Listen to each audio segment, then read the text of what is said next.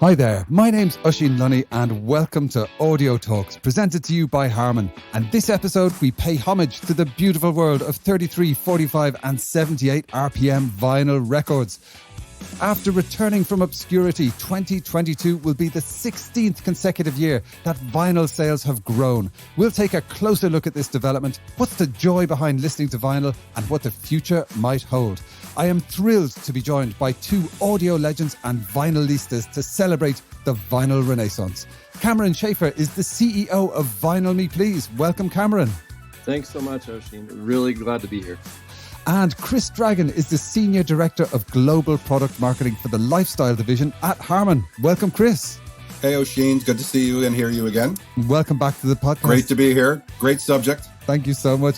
Chris is, of course, as our regular listeners would know, a veteran of the podcast, and he's been very kind to join us once again. So it's great to have you both here. Now, I thought we'd kind of bookend our discussion with vinyl, of course. So I would love to know, what's the first and last vinyl record that you both bought? And we'll start with yourself, Cameron. I got all of my parents' records, but then didn't really start buying my own records until 2010, 2011. So I'm actually fairly new. I know there's a lot of people who've collected for, 30, 40 years. But my first record was actually a band called Phoenix, a kind of a French indie pop band. So Wolfgang Amadeus Phoenix was the first record I bought on vinyl, and still it's a family favorite. My kids still dance around to the music. I love it. Amazing. And then the latest is actually our record of the month for our Essentials subscription, which is Aaliyah's self-titled debut. So first time out on vinyl for a long, long time, and really excited that we got to work with Empire and her estate on that one. Oh, that's fantastic. Both two phenomenal records. What a start. Okay, and over to yourself, Chris, your first and last vinyl record that you bought. So now I get to date myself. Join the club. First, well, I have vinyl that was gifted to me prior, but the first vinyl record that I bought was in 1973. It was Houses of the Holy by Led Zeppelin. Killer. And the most recent one that I purchased was Crash of the Crown by Styx, which only came out a handful of months ago, which is a great record. Fantastic. My God, two phenomenal selections there. But to be honest, I was expecting nothing less from both of you. So thank you very much for kicking us off there. So Cameron, just in case some of our listeners aren't aware, I've been aware of Vinyl Me Please for quite a long time. It's wonderful. I love it. It's such a cool idea. It's very much bringing the format into the modern age in a way that folks absolutely love. So for anybody who hasn't come across it, what is Vinyl Me Please? Yeah, great question. So Vinyl Me Please is a D2C physical music company, and we specialize in kind of more limited edition and exclusive pressings of records, both old and new. We operate 4 different monthly subscriptions that range from Essentials, which is kind of our, OG subscription, all genres, all eras, but just albums that are essential to any collection. We have a country subscription that's quite new, hip hop, as well as classics, which is all jazz, blues, and soul reissues. Wow. And in addition to the 4 monthly subscriptions, we also operate an online record store where we serve up additional projects each month, generally limited, 500, 1,000, 2,000 copies. And yeah, we've built quite a nice little community of people who are passionate about records and about a tangible experience with music. And we started back in 2013, and we're on track this year to ship out a little over 1 million records. Oh my goodness. Wow, that's incredibly impressive. Listen, congratulations to you and the team at Vinyl Me Please. It's a brilliant idea, and it's very heartening, particularly coming up to Record Store Day, that, so many people are embracing vinyl records via your subscription services. So that's fantastic. Now, coming over to yourself, Chris, now you mentioned Houses of the Holy was the first vinyl record you went out and bought. Was there a period of time where you just didn't buy any vinyl? Did you find that it, quote unquote, died, or was it here all along? What's your personal experience of vinyl? Well, I think the personal experience versus reality are two different things, but in so many different ways. But, when the compact disc came out, being an industry guy, of course, I was all about chasing the compact disc because it was going to be better, right? So I definitely chased CD right out of the chute. Never really abandoned vinyl for a number of reasons, but the CDs actually took precedent for me for a good period of time. And then I was parallel purchasing for a while. And, there are things about vinyl that you just don't get on any of these other formats. For you, it never really went away. For a lot of people, maybe they might have just stopped buying vinyl altogether and come back to it in recent times. You mentioned the CD being introduced. I remember seeing it on the TV. They had kids on science programs putting peanut butter on the CDs and then playing it straight afterwards, and it would, it still apparently worked. And in purely scientific terms, particularly these days with high-res audio, there are higher fidelity formats. But why is vinyl still so popular? Chris, do you think there's something more to the home listening experience than just all the data, the most possible data all at once? I mean, why does vinyl kind of fit into this? Well, for sure. I think some of the imperfections of vinyl, if you want to call them imperfections, are what are appealing about it. Yeah. Some of that surface noise, hearing the needle hit the groove. I mean, there's a romance with vinyl, right? That you just don't get with any other format. You certainly don't get it with streaming services. Yeah. The whole process of putting that LP on the deck, lovingly cleaning it, making sure the needle is clean, and then setting the needle down. I mean, there's a romance there that is like nothing else, and certainly a lot different than hitting the word download or pressing a button. Yeah. And then sonically, there are things about vinyl when you're talking about positives and negatives and all the science that goes into these other formats, high-res audio, etc. There's a warmth that still is void from some of these other formats that you have in vinyl.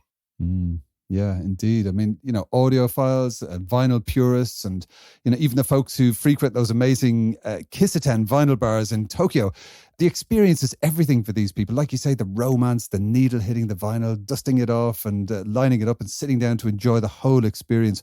Why do you think that vinyl lends itself to this experience of recorded music in this way? I think it's because it feels more human just across the board. Yeah. And so there's just the analog nature of it in general. It doesn't feel like it came from robots and algorithms, but then also the tangibility.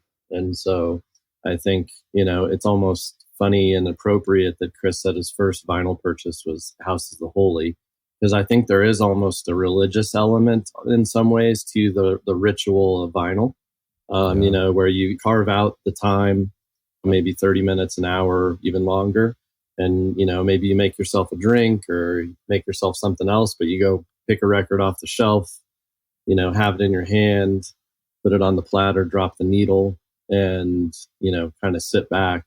And that whole experience, I think really touches to the core of human emotions and the soul.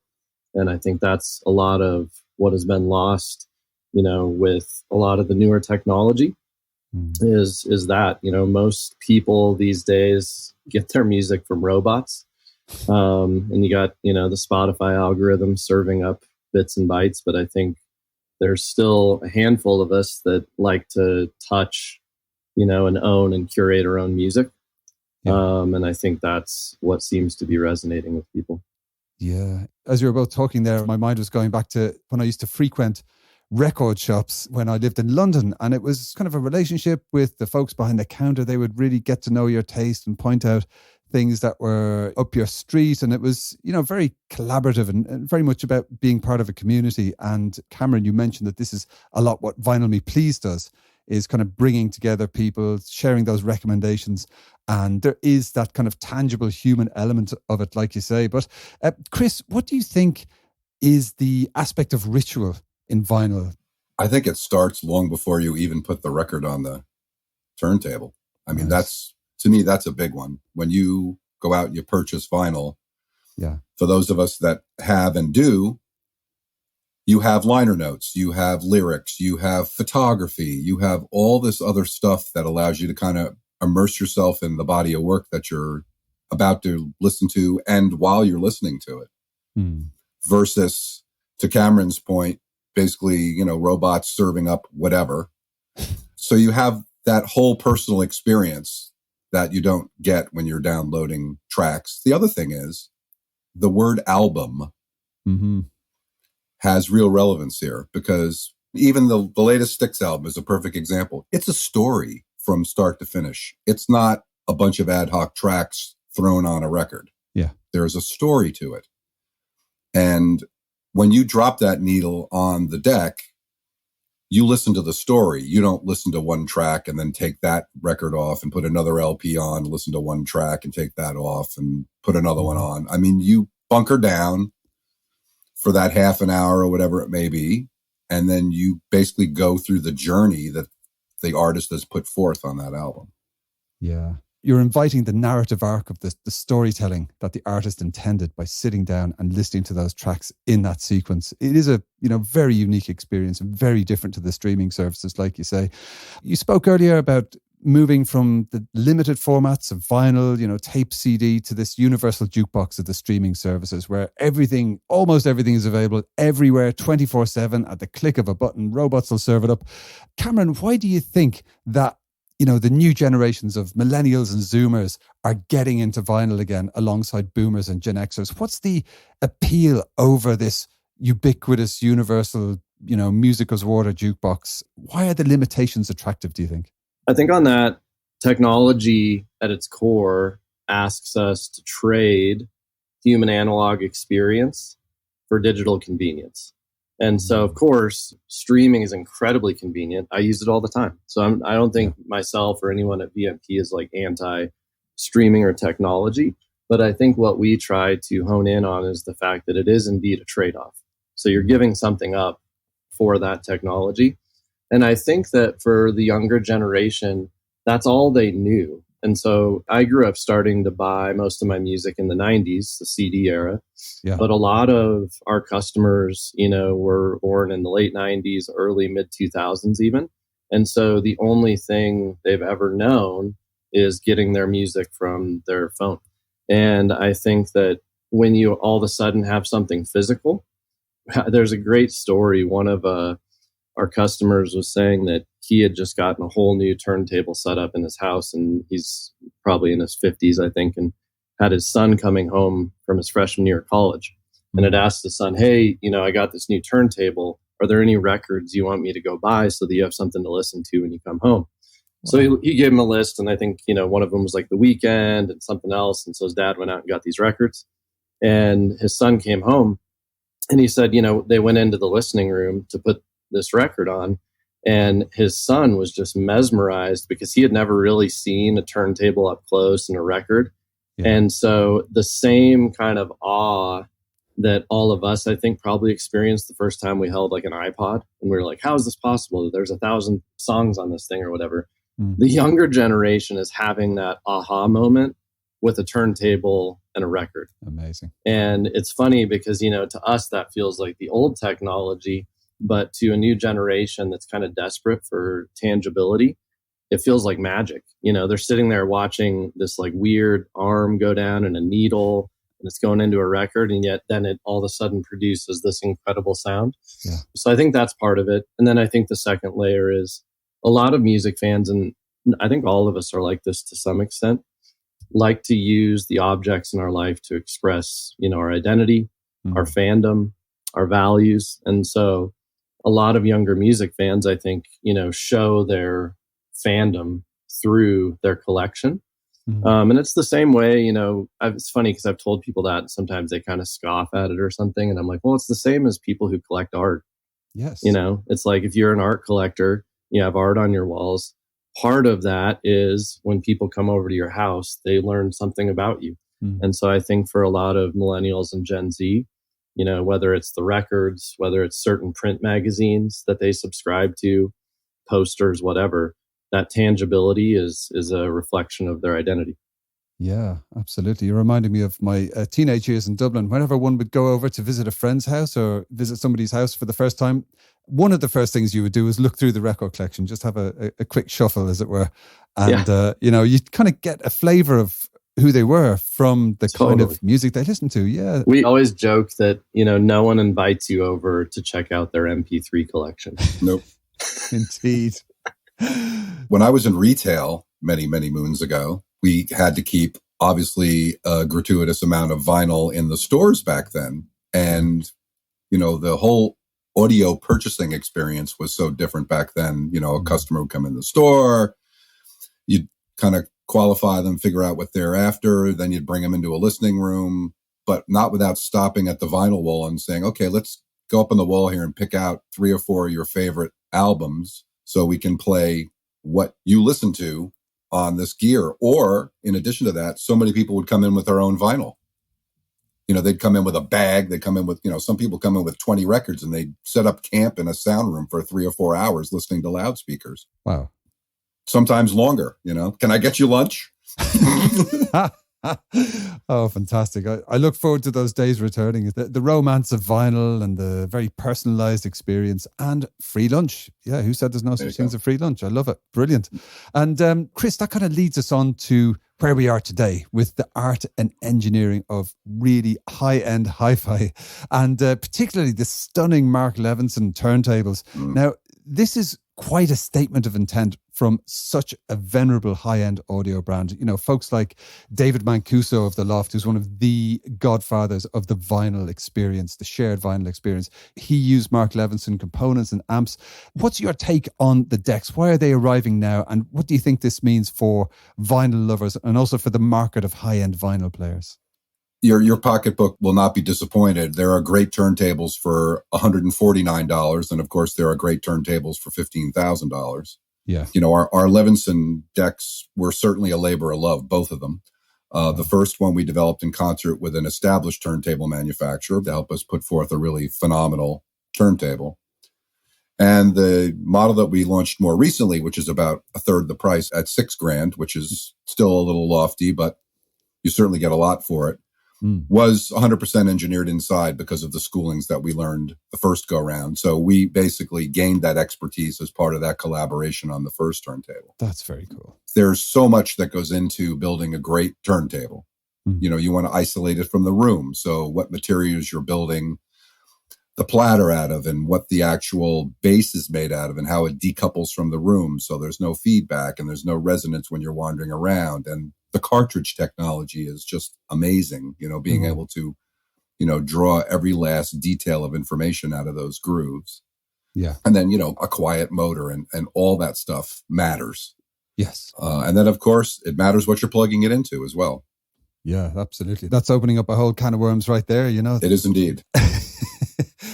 And there was a recent AES white paper, which I like the title of. It's called Analog Hearts, Digital Minds.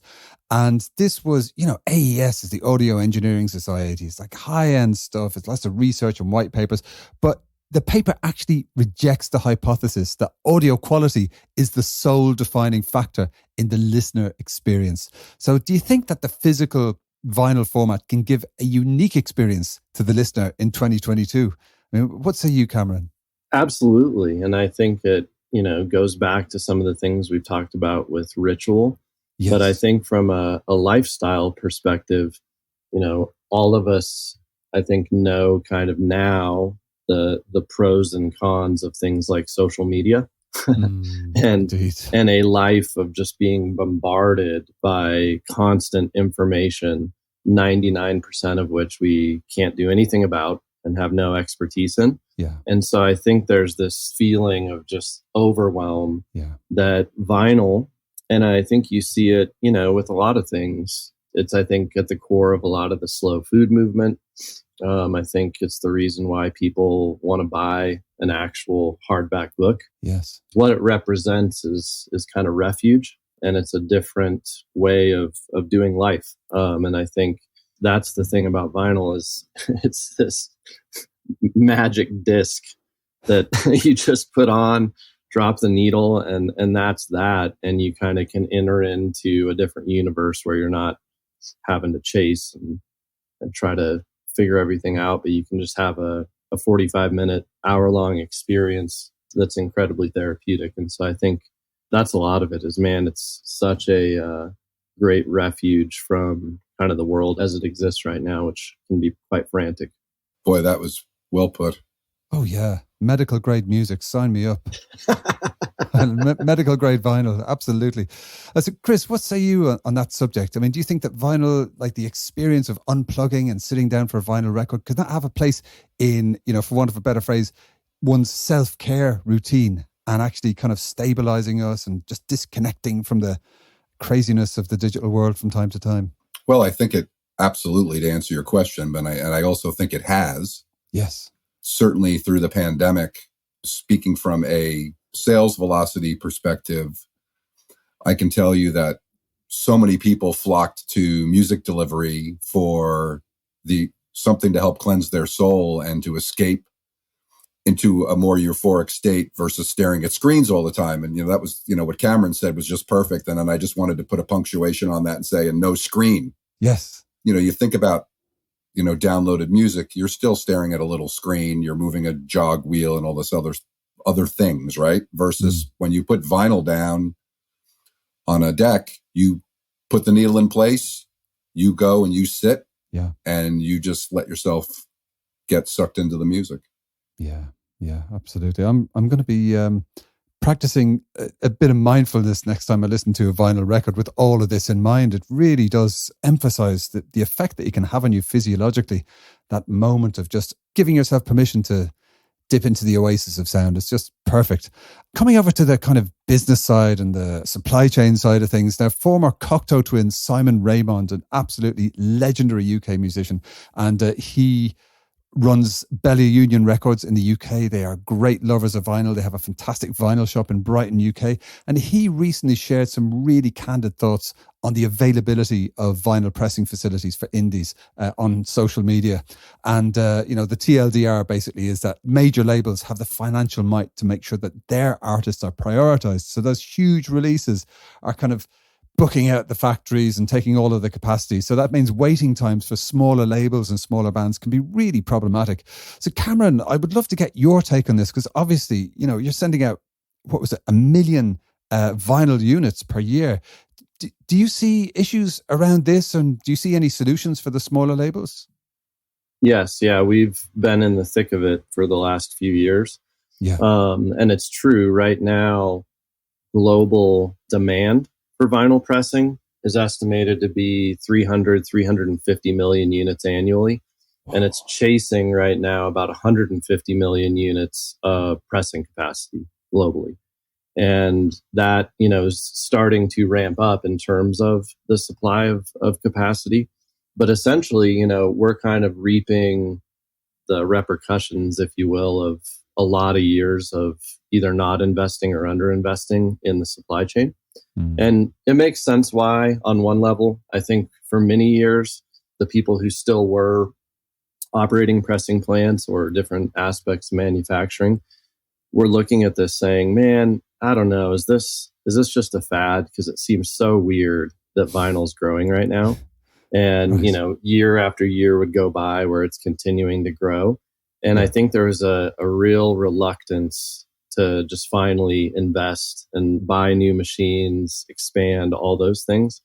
And I think what happened is by the time that people, are realizing, hey, it's, I think you said at the beginning, it's been 16 years. And I always joke, it's like, I don't know too many fads that last 16 years. And so now, though, people are rushing to try to fill that void. And we're kind of in a 2 to 3 year window where it's just massively behind.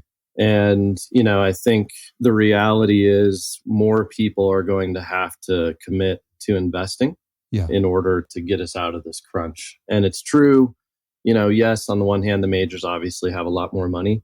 The thing I see, though, that's a little bit more nuanced is they also have a lot of catalog. Oh, yeah. And so where it gets challenging for a lot of indie labels is generally they're focused almost exclusively on new releases.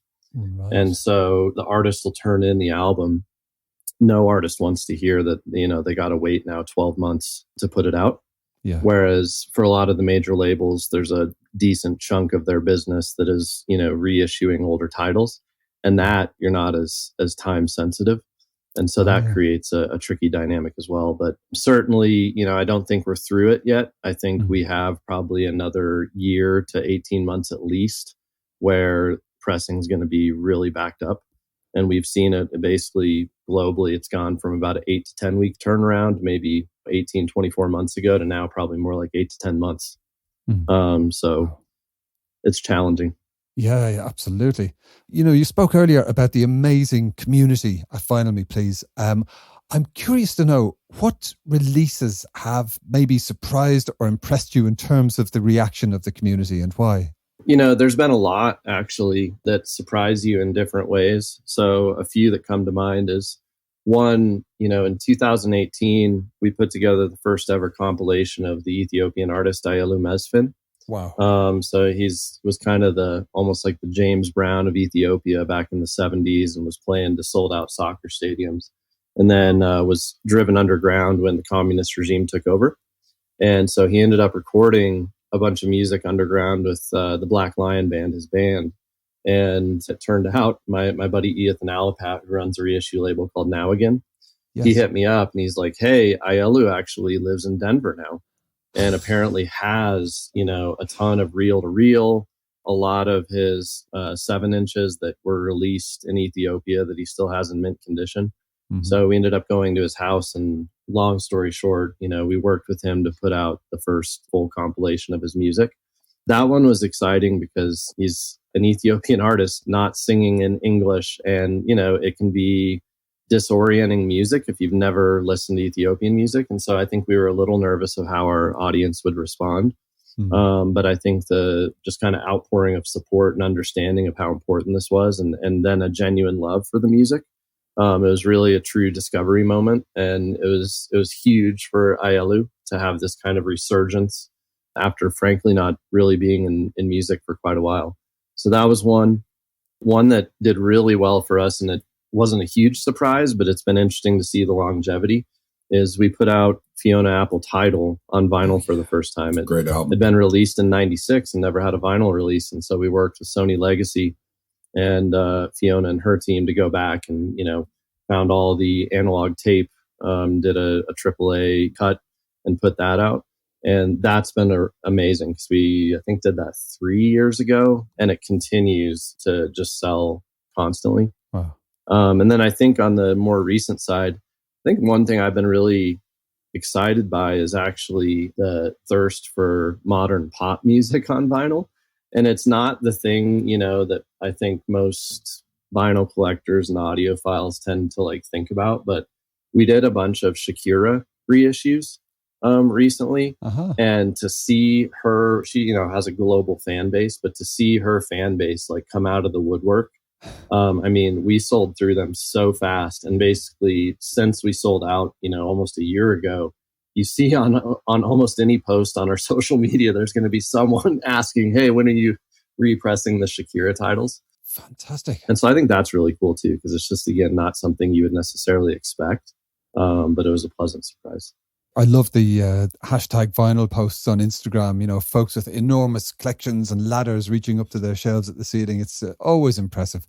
Speaking of which, Chris, I imagine you have a very mouth-watering setup for listening to vinyl at your home. Take us through the Chris Dragon setup. Make us jealous. Well, there's some Mark Levinson in there, for sure. Wow. And I think maybe I'll just stop there. That's enough. That's all we need to hear. But, Levinson Electronics, JBL loudspeakers. Amazing. People don't realize this, but there actually were turntables in automobiles. They were engineered and mounted upside down. And then the LP was actually clamped to the platter, and then they used a spring to keep the needle pushed up against the vinyl. But these other formats do have a place because obviously if we want to take music on the go with us, it'd be hard to strap a turntable to your back. And, and you mentioned something about when the iPod first came out. And for me, what was interesting about that is I wasn't abandoning my other formats because of this great new device that holds all this music. It was merely my new Walkman when I wanted to take music out into the world with me. Instead of, having cassette tapes, I had a different way to bring music out into the world with me. And that's kind of how it fit into my life. But when I got back to the home base, it was back to the room, back to the vinyl, sitting down and listening to music. Yeah. And that's the other thing, this movement for a lot of the younger demographic, and Cameron touched on this as well, is teaching them something new, not only as a byproduct of this technology, but as a byproduct of the experience, because music has almost become background noise for people. People can say, oh, I'm so into music, I'm such a listener, but it's, I listen to music when I'm whatever else you're doing. Yeah.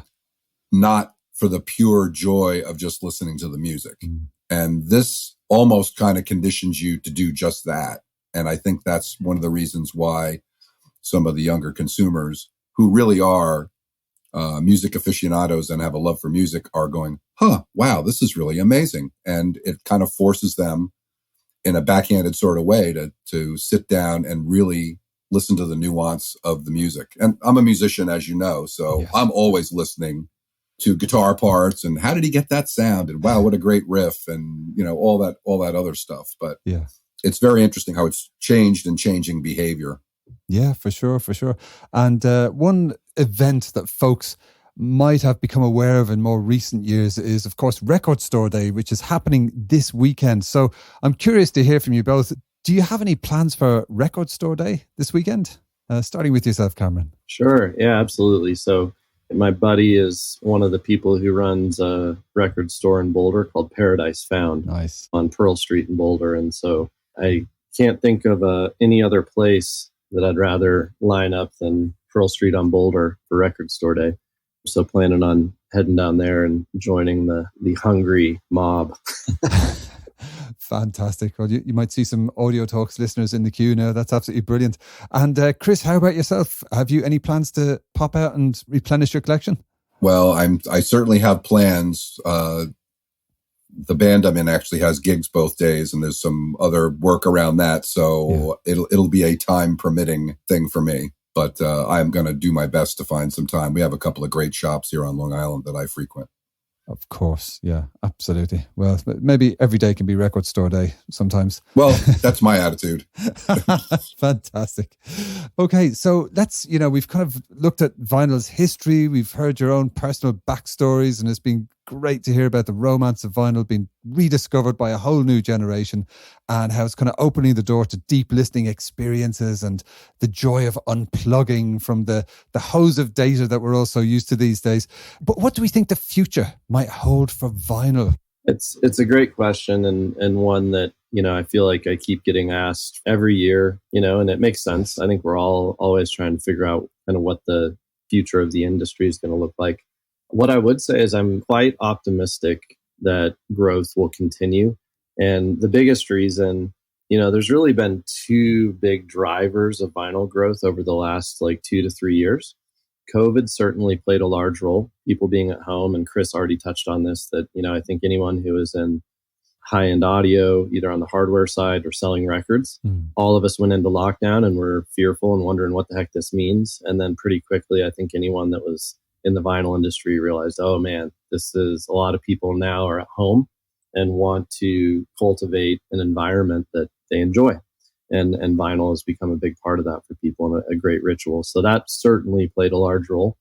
And I think people have, continued with some of those habits. And then the one that I think is just now starting to get covered more, because everyone was talking about COVID, but I think the one that now is becoming more relevant and covered is Gen Z getting into vinyl in a pretty significant way. I know that we have seen that, I used to, when we started the company, think, oh man, it'd be really cool if we had some, 18 to 24-year-olds that were getting into this. And now we've heard anecdotally of middle schoolers signing up for Vinyl Me Please. Wow. And I have a 14-year-old daughter, and she's come home telling me, oh yeah, so-and-so said they bought some records and they've heard of Vinyl Me Please, not even knowing her connection to me. Fantastic. And so I think that's really, really encouraging. Yeah. Because, that is a large group of music fans that if they start catching the vinyl bug and understanding, how rewarding that experience can be, I think that gives us, another decade where people are rediscovering. And people always in the industry kind of I think cynically somewhat lament of oh, they're doing another, reissue of, Led Zeppelin or whatever. Yeah. But the reality is, if you're a 15-year-old kid trying to start your record collection, you may know Led Zeppelin, the name, But you say, hey, if I'm going to be a serious collector, I should have that in my collection. And so it's kind of like every 10 years, there's kind of this new group of music fans and collectors that are building their collection for the first time. And I think that's really exciting. And so I feel quite optimistic. I think probably biggest challenge that really I think everyone knows and people are trying to address at different levels is quality control. So with the rush of so many people trying to press records and not enough capacity, we have definitely seen it across multiple plants where QC has gone down in kind of a disturbing way, just because I think they're trying so hard to keep up with all the orders coming in. And I think if something's going to derail it, it's going to be people spending $40 on an album just to take it home and find out it's defective in some way. And so that's been something we've been really focused on at VMP is like, how can we continue to increase our quality standards so that if people are spending good money on our products, that, you know, they're getting a quality experience. That fills me with optimism, that entire statement, from the new generations to the quality control that you have over there at Vinyl Me Please. And Chris, you know, we've heard about some very high-end equipment now, but our listeners at home might be thinking, wow, it sounds expensive to get into vinyl. But have you got any advice for how our listeners can embark on their own vinyl journeys? Well, first and foremost, let me say that it is not cost prohibitive to get into it. So if you're not into it, it's important for people to understand that it is as accessible as any other music delivery format. There are turntables for under $100 that get the job done quite well, and there are electronics that can be partnered with that very reasonably. So I think that's really an important thing to make sure that the listeners understand is it's not a cost prohibitive category to get into if you are not in vinyl. And then there's a lot of you that have turntables looming somewhere in your home. Yes. You couldn't part with it. You didn't part with your vinyl. Yeah. You didn't part with your turntable, but it's all taken a back seat somewhere in your house. So go dig it out. Nice. And in terms of, from a manufacturing perspective, I mean, you look at what's going on, any number of online sellers, brick and mortar globally. I mean, you can see assortments of turntables increasing, not decreasing. Certainly you can see more and more attention being paid to it on the hardware side. And then, you know, loudspeaker solutions like ourselves and others make to make it, I'm not going to do a selfish plug here on our stuff as much as I would love to, you know, keeping in mind that, you know, we've been around since, you know, we built sound for the first talking movie in 1927. Wow. But, you know, again, easy access. So, you know, don't not investigate it because you think it's going to be a cost prohibitive thing to do. And then, you know, Cameron's got so much going on here. I'm really excited about what's happening on your end and just trying to get that pipeline filled up. I have many, many, many friends that are artists from the 70s and 80s, obviously, as partially as a byproduct of me being a working musician and also based on where I work. And I can tell you, so many of them are so excited when they're launching new albums that the first thing they'll show me in an email or a text or something, they're showing me the LP. Here's our new record. Yes. And they're showing me the LP. Absolutely. So, I mean, they're excited about it too. And then contemporary artists as well. You know, as Cameron said, pop, interesting. But there's a lot of great pop music. And there's a lot of artists in pop music that are real music heads. Yeah. They get it as well. So I think it's a sunny picture if we can keep the pipeline full of vinyl, which is certainly going to be the hard part because as demand increases, like so many things in our lives right now, and, you know, keeping quality up too is paramount. I don't think it's not going anywhere anytime soon. Yes, the only way is up, to quote the great Otis Clay. There you go. And yeah, Chris, you know, you're a live musician, you work in the business. Are you seeing any overlap between vinyl and the vinyl formats and live music? I live in New York. So, you know, we have some amazing performance venues in New York, the Beacon Theater probably being one of my favorite in New York City. Yeah. And artists have really embraced the whole album thing to the point that they're performing albums in order, front to back. And the Beacon Theater is one of the homes of a bunch of artists that are doing that. Steely Dan being one that actually goes in they're in the Beacon for a week and a half, typically every year. Wow. They do a different album every night.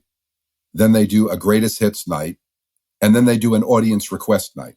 It's incredible. But, it's pretty cool. And Styx is another band that has done that as well.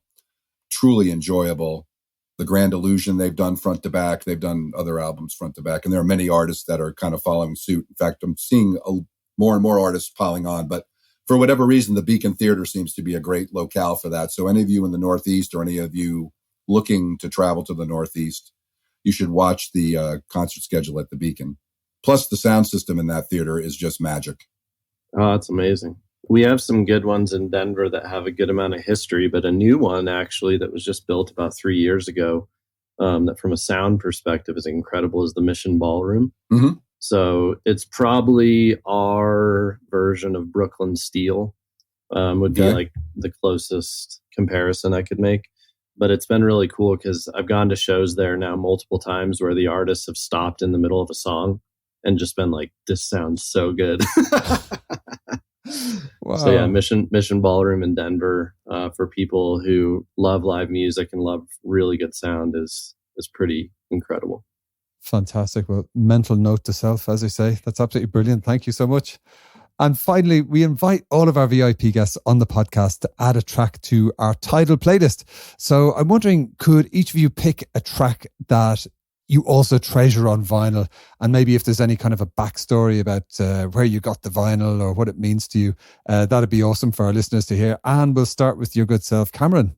Yeah, just since I referenced him earlier, and I think it's such a fun story, I'd say Ayelu Mesfin Hasabe. Amazing. I think that he's an artist that people, when they hear, Ethiopian funk, a lot of people either go like, I have no idea what to expect, or it strikes fear, like this might be too out there for me.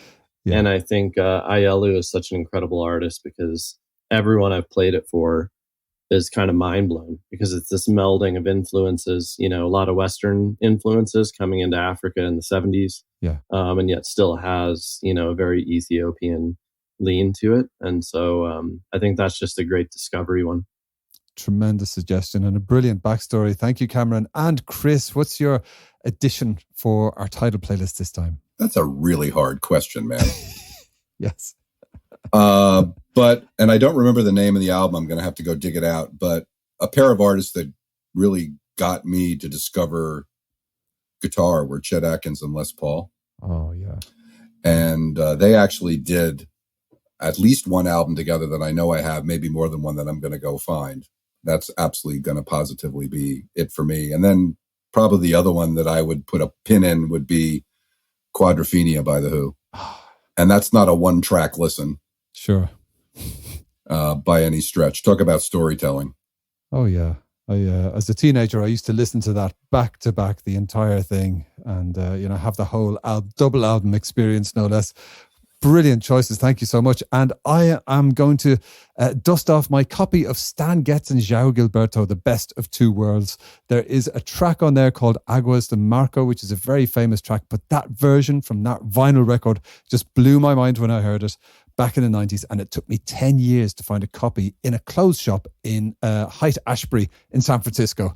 Wow. And finally, it was mine, and I still love it. It's just, I get goosebumps whenever I think of it. It's wonderful. Well, thank you so much for joining us on Audio Talks presented by Harman. Cameron Schaefer. Thanks so much, Oisin. It was really fun. And Chris Dragon. Always a pleasure, and this was a great one. Great topic, and really enjoyed spending time with you and Cameron on this. Absolutely brilliant. Thank you so much. Listeners, don't forget to subscribe, comment, and share with your friends and family. If you're enjoying the Audio Talk series of podcasts, why not pop over to Apple Podcasts, Spotify, or wherever you get your podcasts and leave a nice review. It really does mean a lot, and it helps new listeners get to know the amazing guests we talk to in every episode. For more exclusive content, some behind-the-scenes goodies, and maybe even some competitions, connect with us on Instagram. You can find us at Audio Talks Podcast. We'll be back soon for some more fascinating Audio Talks. See you next time.